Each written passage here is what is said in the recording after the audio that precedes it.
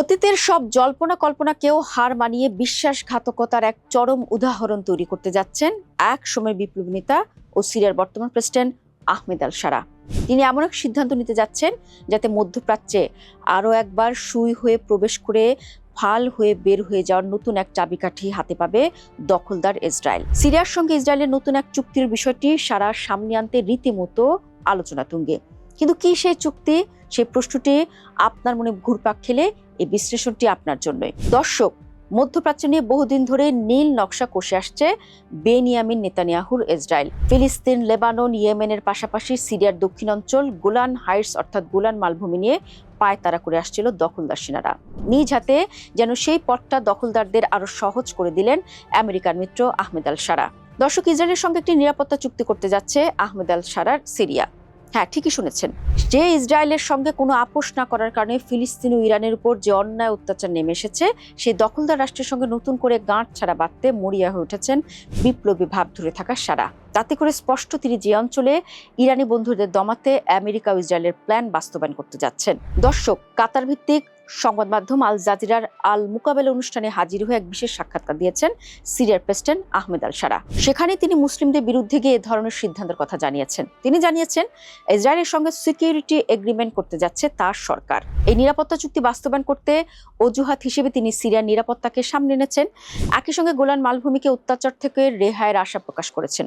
অথচ দর্শক, 1973 সাল থেকেই অবৈধভাবে গোলান হাইটসের সামরিক কার্যক্রম পরিচালনা করছে নেতানিয়াহুর সেনারা। মহাগুরুত্বপূর্ণ অঞ্চলটি অবশ্য তাদের গ্রেটার ইসরায়েলের পরিকল্পনার অংশ বটে। ইনিয়ে বিনে সাক্ষাৎকারে শারা বলেছেন, ইসরায়েলের সঙ্গে এই চুক্তি একটি দীর্ঘমেয়াদী ও সামগ্রিক শান্তির পথ উন্মুক্ত করতে পারে। তবে এ ধরনের কোনো চুক্তি ইসরায়েলের দখলকৃত গোলান মালভূমির উপর সিরিয়ার অধিকার ক্ষুণ্ণ করবে না বলেও আশ্বস্ত করেছেন তিনি।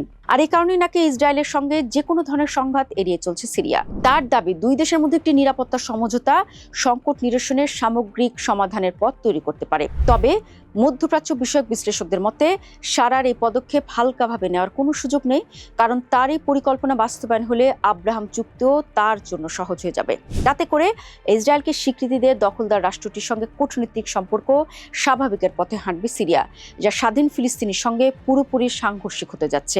যদিও এর আগে অনেক মুসলিম দেশে এই পথে হেঁটেছে। এর মধ্যে 1979 সালে সর্বপ্রথম আব্রাহাম চুক্তি সম্পন্ন করে ফাত্তাহ আল সিসির মিশর। এজন্য অবশ্য বারে বারে দালালির পুরস্কার পেয়েছে মিশর। এর দীর্ঘ সময় পর একে একে আরব আমিরাত, বাহরাইন, মরক্কো, সুদান আব্রাহাম চুক্তি সাধন করেছে। তাতে করে ফিলিস্তিন ইস্যুতে আরো ভয়ঙ্কর হয়ে ওঠার সাহস পায় ইসরায়েল। সিরিয়ার চুক্তি যে আব্রাহাম চুক্তির আগামী একটি পদক্ষেপ, তাতে কোনো সন্দেহ নেই। দর্শক, বাশার আল আসাদ সরকারের পতনের পর 2024 সালের ডিসেম্বরে আল শারা ক্ষমতায় আসার পর থেকে দক্ষিণ সিরিয়ায় নিয়মিত ইসরায়েলি অনুপ্রবেশ ও বিমান হামলার ঘটনা ঘটেছে। এমন প্রেক্ষাপটে ইসরায়েলের সঙ্গে নিরাপত্তা চুক্তির পথে হাঁটছে দেশটি। এদিকে লেবাননে ইসরায়েলের সঙ্গে সংঘর্ষে যুদ্ধে জড়ানো ইরান সমর্থিত লেবাননের সশস্ত্র গোষ্ঠীকে সামাল দিতে সিরিয়াকে ব্যবহারের ইঙ্গিত দিয়েছিলেন মার্কিন প্রেসিডেন্ট ডোনাল্ড ট্রাম্প। তবে শারা সাফ জানিয়ে দেন, প্রতিবেশী দেশ লেবাননে কোনো ধরনের সামরিক হস্তক্ষেপের ইচ্ছা সিরিয়ার নেই। এর পরিবর্তে তার সরকার লেবাননের কর্তৃপক্ষকে দেশটির বর্তমান সংকট কাটিয়ে উঠতে সহায়তা করার উপায় নিয়ে আলোচনা করছে।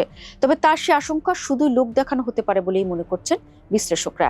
সিরিয়ার এমন পদক্ষেপ ইসরায়েলকে এই অঞ্চলে আরো সহিংস হয়ে উঠতে সাহায্য করবে, তাতে কোনো সন্দেহ নেই।